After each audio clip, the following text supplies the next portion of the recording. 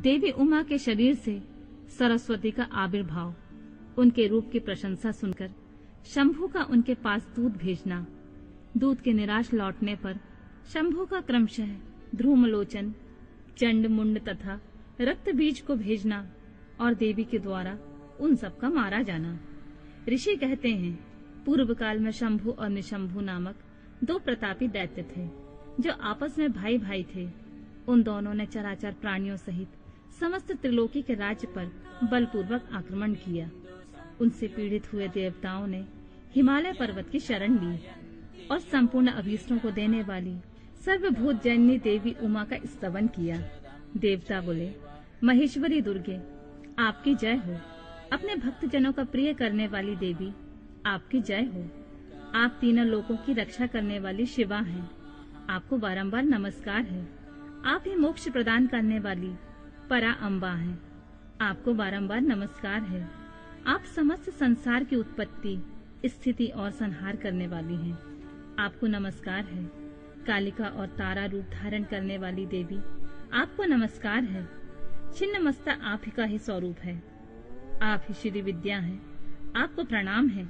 भुवनेश्वरी, आपको प्रणाम है। भैरव रूपणी, आपको नमस्कार है। आप ही बगलामुखी और धूमावती हैं, आपको बारंबार प्रणाम है। आप ही त्रिपुर सुंदरी और मातंगी हैं, आपको बारंबार नमस्कार है। अजिता, विजया, जया, मंगला और विलासिनी, ये सभी आपके ही विभिन्न रूपों की संज्ञाएं हैं। इन सभी रूपों में आपको नमस्कार है। माता अथवा कामधेनु रूप में आपको नमस्कार है। घोर आकार धारण करने वाली, आपको नमस्कार है। अपराजिता रूप में आपको प्रणाम है। नित्य महाविद्या के रूप में आपको बारंबार नमस्कार है। आप ही शरणागतों का पालन करने वाली रुद्राणी हैं, आपको बारंबार नमस्कार है। वेदांत के द्वारा आपके ही स्वरूप का बोध होता है, आपको नमस्कार है। आप परमात्मा हैं, आपको मेरा प्रणाम है। अनंत कोटि ब्रह्मांडों का संचालन करने वाली आप जगदम्बा को बारंबार नमस्कार है। देवताओं की इस प्रकार स्तुति करने पर वरदायिनी एवं कल्याण रूपनी गौरी देवी बहुत प्रसन्न हुई। उन्होंने समस्त देवताओं से पूछा, आप लोग यहाँ किसकी स्तुति करते हैं? तब उन्हें गौरी के शरीर से एक कुमारी प्रकट हुई। वह सब देवताओं के देखते ही देखते शिव शक्ति से आदर पूर्वक बोली, माँ, ये समस्त स्वर्गवासी देवता निशुंभ और शुंभ नामक प्रबल दैत्यों से अत्यंत पीड़ित हो अपनी रक्षा के लिए मेरी स्तुति करते हैं। पार्वती के शरीर से वह कुमारी निकली हुई थी, इसलिए कौशिक के नाम से प्रसिद्ध हुई। कौशिक ही साक्षात शुंभासुर का नाश करने वाली सरस्वती हैं। उन्हीं को उग्रतारा और महोग्रतारा भी कहा गया है। माता के शरीर से स्वतः प्रकट होने के कारण वे इस भूतल पर मातंगी भी कहलाती हैं। उन्होंने समस्त देवताओं से कहा, तुम लोग निर्भय होकर रहो, मैं स्वतंत्र हूँ, अतः किसी का सहारा लिए बिना ही तुम्हारा कार्य सिद्ध कर दूंगी। ऐसा कहकर वे देवी तत्काल वहाँ अदृश्य हो गयीं। एक दिन शुंभ और निशुंभ के सेवक चंड और मुंड ने देवी को देखा। उनका मनोहर रूप नेत्रों को सुख प्रदान करने वाला था। उसे देखते ही वे मोहित हो सुध-बुध खोकर पृथ्वी पर गिर पड़े। फिर होश में आने पर वे अपने राजा के पास गए और आरंभ से ही सारा वृतांत बताकर बोले, महाराज, हम दोनों ने एक अपूर्व सुंदरी नारी को देखा है जो हिमालय के रमणीय शिखर पर रहती है और सिंह पर सवारी करती है। चंडमुंड की यह बात सुनकर महान असुर शुंभ ने देवी के पास सुग्रीव नामक अपना दूत भेजा और कहा, दूत, हिमालय पर कोई अपूर्व सुंदरी रहती है, तुम वहां जाओ और उससे मेरा संदेश कहकर उसे प्रयत्न पूर्वक यहाँ ले आओ। यह आज्ञा पाकर दानव शिरोमणि सुग्रीव हिमालय पर गया और जगदम्बा महेश्वरी से इस प्रकार बोला। दूत ने कहा, देवी, दैत्य शुंभासुर अपने महान बल और विक्रम के लिए तीनों लोकों में विख्यात है। उसका छोटा भाई निशुंभ भी वैसा ही है। शुंभ ने मुझे तुम्हारे पास दूत बनाकर भेजा है, इसलिए मैं यहाँ आया हूँ सुरेश्वरी। उसने जो संदेश दिया है उसे इस समय सुनो। मैंने सम्रांगण में इंद्र आदि देवताओं को जीतकर उनके समस्त रत्नों का अपहरण कर लिया है। यज्ञ में देवता आदि को दिए हुए देव भाग का मैं स्वयं ही उपभोग करता हूँ। मैं मानता हूँ कि तुम स्त्रियों में रत्न हो, सब रत्नों के ऊपर स्थित हो, इसलिए तुम काम जनित रस के साथ मुझको अथवा मेरे भाई को अंगीकार करो। दूत के मुंह से शुंभ का यह संदेश सुनकर भूतनाथ भगवान शिव की प्राण वल्लभा महामाया ने इस प्रकार कहा।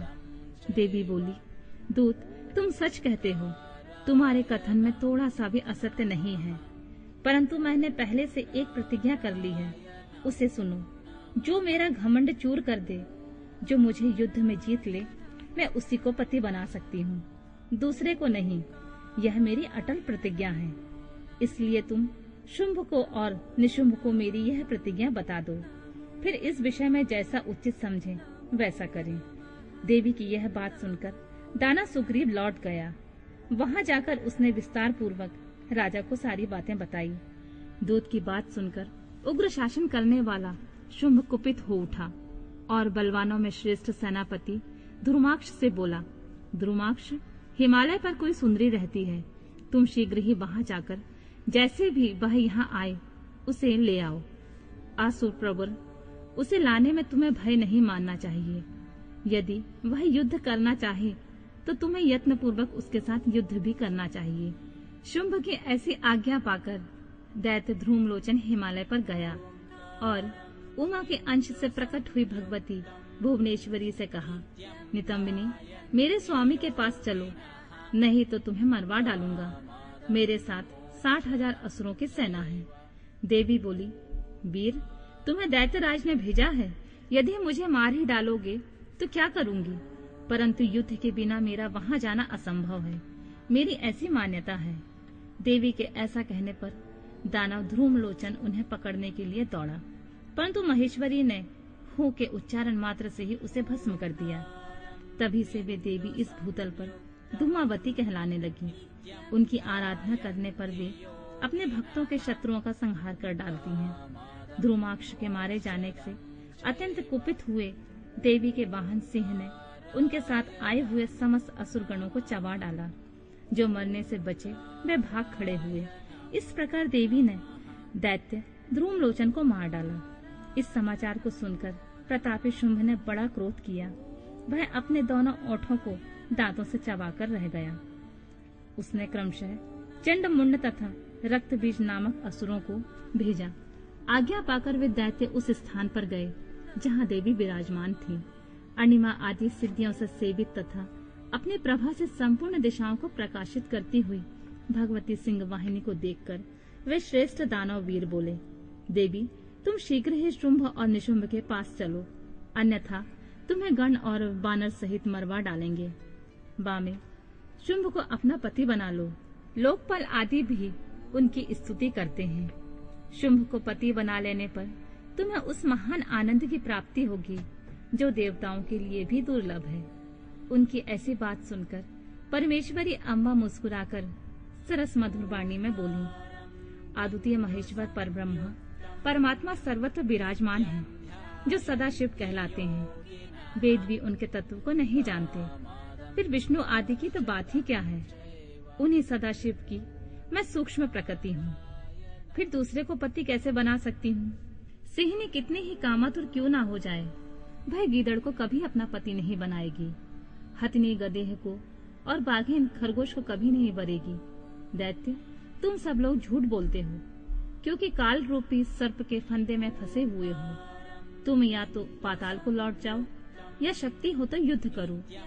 देवी का वह क्रोध पैदा करने वाला वचन सुनकर वे दैत्य बोले, हम लोग अपने मन में तुम्हें अबला समझकर नहीं मार रहे हैं, परंतु यदि तुम्हारे मन में युद्ध की इच्छा हो तो सिंह पर सुस्थिर होकर बैठ जाओ और युद्ध के लिए आगे बढ़ो। इस तरह वाद विवाद करते हुए उनमें कलह बढ़ गई और समरांगन में दोनों दलों पर तीखे बाणों की वर्षा होने लगी। इस तरह उनके साथ लीला पूर्वक युद्ध करके परमेश्वरी ने चंडमुंड सहित महान असुर रक्त बीज को मार डाला। वे देववैरी असुर द्वेष बुद्धि करके आए थे, तो भी अंत में उन्हें उस उत्तम लोक गति की प्राप्ति हुई जिसमें देवी के भक्त जाते हैं।